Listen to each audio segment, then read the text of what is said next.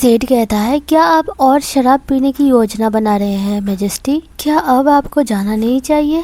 Majesty कहता है, क्या तुम्हें लगता है कि मैं अपनी शादी की पहली रात अपनी पत्नी को छोड़ दूंगा? मेरे लिए एक और गिलास भर दो। तभी जेड उसके ग्लास में भर देता है।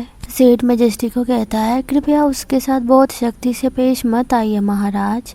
क्या आपको उसके लिए थोड़ी सी भी हमदर्दी या दया महसूस नहीं होती? वो बेचारी लड़की आपकी और ड्यूक की लड़ाई और राजनीतिक चालों का मोहरा बन गई है। मैजेस्टी कहता है, क्या तुम्हें उस पर दया आती है? तुम्हारे पद पर बैठे व्यक्ति को ऐसी बातें नहीं करनी चाहिए। वो लड़की डंकन की चालों का एक मोहरा है। चाहे कुछ भी हो, वो अभी डंकन के पक्ष की ही है। उसके कमरे में किसी को भेजो और पूरी तरह सतर्क रहो। जेड कहता है, बिल्कुल महाराज, आपको इसकी चिंता करने की जरूरत नहीं है। तभी मैजेस्टी ग्लास टेबल पर रखते हुए जाते हुए कहता है, मैं जा रहा हूँ, यहाँ से वो जगह ज्यादा दूर नहीं है, इसलिए मेरे पीछे मत आना। जेड कहता है, ओह। जेड कहता है, आज वो ठीक लग रहा है। क्या उसका पागलपन जैसा बिहेव ठीक हो गया? मैजेस्टी को मानसिक रूप से टूट जाने के दौरे पड़ते हैं और उन्हें बहुत गंभीर अनिद्रा की बीमारी है। जैसे जैसे उनकी स्थिति खराब होती गई, लोगों में यह अफवाह फैल गई कि वो मानसिक उन्माद से पीड़ित है। अब हालत ये हो गई कि उसे नींद आना भी मुश्किल हो गया है।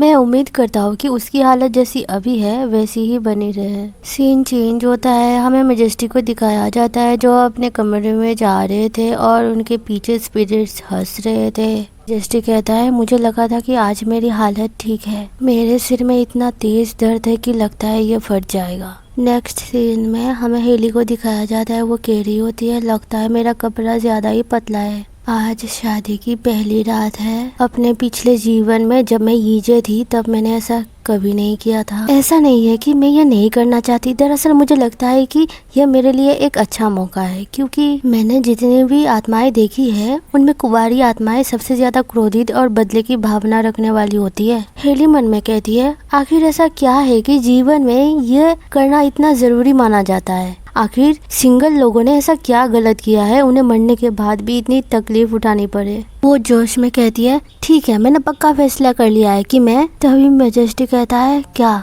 वो शौक के कहती है, अरे ये यहाँ कब आ गया? तभी मैजेस्टी कहता है, ओ माय गॉड, मेरा सर भिनभिना रहा है। तभी हेली स्पिरिट्स को देख के कहती है, आखिर उसने ऐसा क्या किया है जो उसे ये सब झेलना पड़ रहा है? आज पहले तो वो बिल्कुल ठीक लग रहा था, जब तक कि वो किसी युद्ध भूमि में ना गया हो या कब्रिस्तान में टहल कर ना आया हो। ऐसा होना संभव नहीं होना चाहिए। मैजेस्टी कहता है, तो तुम ही रानी हो वहाँ। ड्यूक ने अपने ही बच्चे को अपने फायदे के लिए बेचने में कोई कमी नहीं छोड़ी। हेली लड़खड़ाते हुए उससे दूर हो जाती है। वो मन में कहती है, ओह नो, अब मैं क्या करूँ? और वो मैजेस्टी के पास बैठ जाती है और मन में कहती है, यह बहुत ही अजीब स्थिति है। वो मैजेस्टी को कहती है, क्या आप ठीक है? स्पिरिट्स की वो आवाज़ें हेली भी सुन पा रही थी और वो मैजेस्टी की तरफ देखती है और कहती है, उन दुष्ट आत्माओं की बातों में मत आओ, कृपया होश में आओ। मैजेस्टी हेली को देखने लग जाता है। हेली कहती है, वो पहले ही बेहोश हो चुका है। हेली उसे जोर जोर से हिलाते हुए कहती है, तुम ऐसे इंसान नहीं हो। हालांकि सच कहूँ तो मुझे पूरी तरह यकीन भी नहीं है।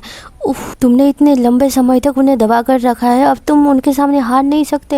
हेली कहती है, ये काम कर गया, मेरी आवाज उस तक पहुंच गई। लेकिन मैजेस्टी तो उसके ऊपर ही टपक जाता है। तभी हेली कहती है, एक्सक्यूज मी, क्या तुम सो रहे हो? मुझे लगता है कि अब उसकी हालत पहले से बेहतर है। हेली मैजेस्टी को देखे कहती है, उसके नैन नक्श कमाल के है, पूरे चेहरे की बनावट, वाह। वो मुझसे और हेली से बिल्कुल अलग है। उसके जैसा रूप होना सच में अच्छा लगता होगा। हालांकि वो कमजोर हो चुका है, फिर भी उसकी आंतरिक ऊर्जा अद्भुत है। यह मुझे उस आत्मा की याद दिलाती है जिसे मैंने हमारी शादी के दिन देखा था।